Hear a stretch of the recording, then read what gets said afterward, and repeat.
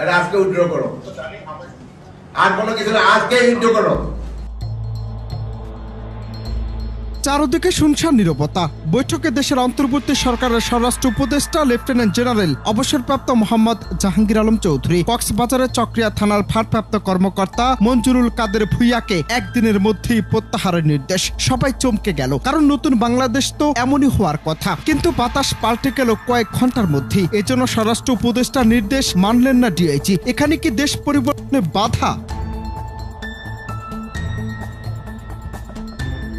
এজন্য সরিষার মধ্যেই ভূত। বিতর্কিত সেই ভারপ্রাপ্ত কর্মকর্তা মঞ্জুর কাদের ভূঁইয়াকে প্রত্যাহার না করে আরেক গুরুত্বপূর্ণ থানা উকিয়ায় বদলি করা হয়েছে। শনিবার রাত 10টার দিকে অতিরিক্ত পুলিশ সুপার শাকিল আহমেদ মঞ্জুর কাদের ভূঁইয়াকে উকিয়া থানায় সংযুক্তির আদেশ জারি করেন। এ নিয়ে এখন দেশ জুড়ে সমালোচনার ঝড়। যদিও ওই ভারপ্রাপ্ত কর্মকর্তার বিরুদ্ধে যে অভিযোগ, সেগুলো তদন্ত করার কথা বলা হয়েছে।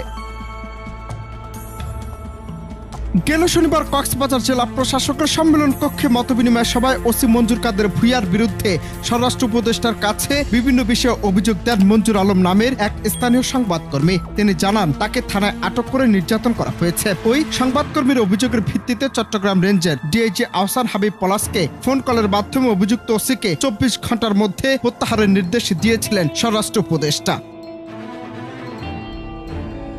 অনন্ত হাসান মাসুদ, বাংলা টিভি।